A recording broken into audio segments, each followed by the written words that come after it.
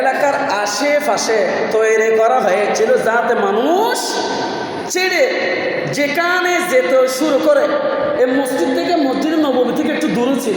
যেমন কিছু কিছু আমরা আমাদের বাইকগুলো আছে বাড়ি দূরতে মসজিদে নামাজ পড়তে আসতে চাই না। এখন মসজিদে নববী মাত্র একটা মদিনাতুল মুনাওয়ারায় দূর থেকে সাহাবীরা নামাজ পড়তে যাইতো। তাইলে কষ্ট করে নামাজ পড়ার জন্য মসজিদে যখন যাইতো, এই সুযোগে মুনাফিকের দল বলতে লাগলো তাদের ঈমান দুর্বল করার জন্য একটা সুযোগ রয়েছে। বলে কি, আমরা একটা মসজিদ বানান করব, তো তাদেরকে এলান করব তোমরা ওইদিকে দূরে দূরে হেঁটে হেঁটে কষ্ট করে তোমরা যাচ্ছ, তখন আমার খুবই কষ্ট লাগতেছে, সেই জন্য তোমাদের জন্য নামাজ পড়ার জন্য এটাই বানান করেছি। নাউজুবিল্লাহ।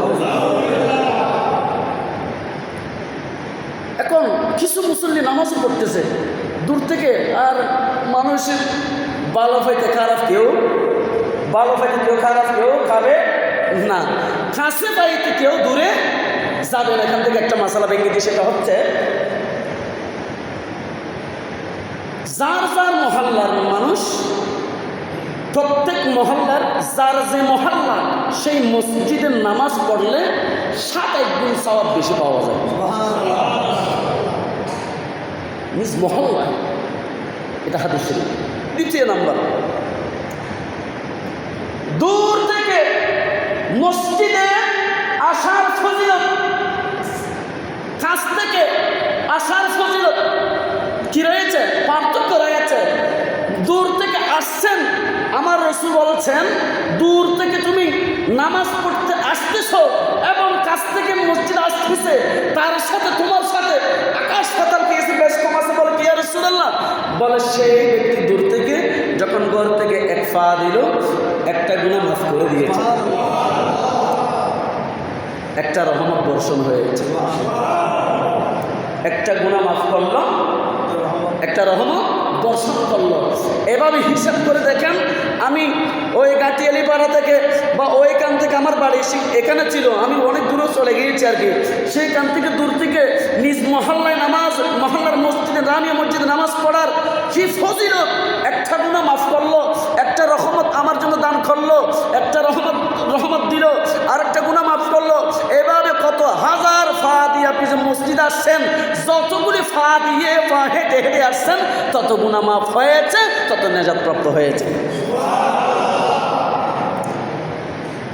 রাসূল সাল্লাল্লাহু আলাইহি ওয়াসাল্লাম যখন এই হাদিসখানা এলান করে দিলেন, তখন এই হাদিসখানাকে বন্ধ করার জন্য কিছু মুনাফিক একটা মসজিদ বানান করলেন, যেখানে তাদেরকে এই সওয়াব থেকে মারুফ করার জন্য তারাই মসজিদ বানান করলেন। সেই মসজিদের নাম মসজিদের দেরার।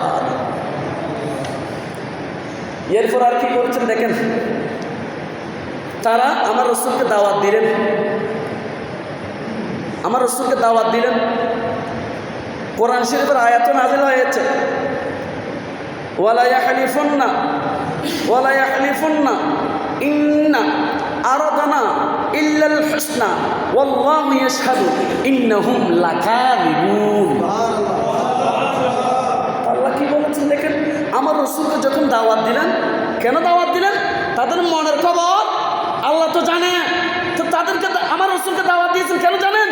এই জন্য দাওয়াত দিয়েছেন, হে যুবকরা, আমার রাসূল বা নবীকে যদি, মুহাম্মদকে যদি এই মসজিদে একবার নামাজ পড়াইতে পারি, তাইলে মুহাম্মদের যত অনুসারী আছে, বিশ্বাস করে মহব্বত করে, তারা এই মসজিদের নামাজ পড়বে। বলেন না? দেখেন, কিন্তু তাদের জবান ছিল একরকম, মনের ভিতর আর অন্যরকম। তাদের কথা ছিল একরকম, বলে দে নবীকে যদি, মুহাম্মদকে একবার যদি নামাজ পড়াইতে পারি, আমাদের কাজ সাকসেস হয়ে গেছে, আমরা সাকসেস হয়ে যাব। তারা এসে নামাজ পড়বে, কারণ নবী নামাজ পড়া মানে একটা বড় ধরনের সার্টিফিকেট দেওয়া। সার্টিফিকেট যখন একবার পেয়ে যাব, তখন আমরা তাদেরকে গ্রাস করার জন্য, তাদের ঈমান গ্রাস করার জন্য বড় ধরনের একটা রাস্তা বের হয়ে যাবে। মুহাম্মদকে দাওয়াত দিলেন, রাসূলকে দাওয়াত দিলেন। আচ্ছা, তো দাওয়াত যখন দিলেন, তখন আমার রাসূল সাল্লাল্লাহু আলাইহি ওয়াসাল্লাম তাবুক যুদ্ধের পরে আস্তে আস্তে আস্তে আস্তে কোথায় আসতেছে, হাঁটতেছেন রাস্তার মধ্যে। তখন আল্লাহ রাব্বুল আলামিন কোরআন শরীফের আয়াত নাযিল করে দিলেন, ওয়ালা ইয়াহলিফুন্না ইন্না আরাদানা ইল্লাল হুসনা ওয়াল্লাহু ইয়াশহাদু ইন্নাহুম লাকাযিবুন। ইয়া রাসূলুল্লাহ, তারা অবশ্যই শপথ করবে, খোদার কসম বলবে, কতটা মিষ্টি মিষ্টি কথা বলবে। তারা আপনাকে হাতে ধরবে, তারা আপনাকে পায়ে ধরবে, তারা আপনাকে মন গলাইতে চাইবে, রূহ গলাইতে চাইবে, দিল গলাইতে চাইবে, মিষ্টি মিষ্টি কথা বলবে, শুধুমাত্র এক ওয়াক্ত নামাজ পড়ার জন্য। সেই কারণে আপনি সূরাতুত তাওবা আপনি মনে করবেন না তারা সত্যবাদী, সেটা মনে করবেন না। তারা লাকাযিবুন, তারা হলো মিথ্যাবাদী। সুবহানাল্লাহ, বলবেন না সুবহানাল্লাহ? তারা কি মিথ্যাবাদী? তো তারা মিথ্যাবাদী। ইন্নাহুম লাকাযিবুন, তারা যত শপথ করে না কেন, তারা যত কিছু হোক না কেন, আপনার পায়ে ধরুক না কেন, হাতে ধরুক না কেন, আপনাদের যত কাকুরিতে মাকুরিতে করুক না কেন, তাদেরকে আপনি বিশ্বাস করবেন না কেন? ও ইন্নাহুম লাকাযিবুন, এই তারা হলো মিথ্যাবাদী, মিথ্যাবাদী কাজ্জাব। এর ফলে দেখেন রাসূল সাল্লাল্লাহু আলাইহি ওয়াসাল্লাম যখন তারা সেখানে নামাজ পড়ানোর অনুরোধ করেছিল, তখন আল্লাহর নির্দেশ এসে গেলেন, লা তাকুম ফীহি আবাদা, লা তাকুম ফীহি আবাদা, লা তাকুম ফীহি আবাদা। ইয়া রাসূলুল্লাহ, আপনি কখনো সেখানে দাঁড়াবেন না। সূরাতুত তাওবা, সেখানে কখনো দাঁড়াবেন না, সেখানে কখনো নামাজ পড়াবেন না, সেখানে যাইয়েন না। তাইলে আল্লাহ রাসূলকে মসজিদের দেরারের মধ্যে নামাজ না পড়ার জন্য বলেছেন। সেই মসজিদে কেউ যদি নামাজ পড়ে, সেই মসজিদে নামাজ হবে না। তদরূপ আল্লাহর কোরআনুল কারীমের আয়াত যে নাযিল হয়েছে, ইয়া রাসূলুল্লাহ, আপনি সেখানে নামাজ পড়বেন না, সেইখানে মসজিদে যাবেন না। সেইখানে আপনি যদি যান, তাহলে তারা সার্টিফিকেট পেয়ে যাবে।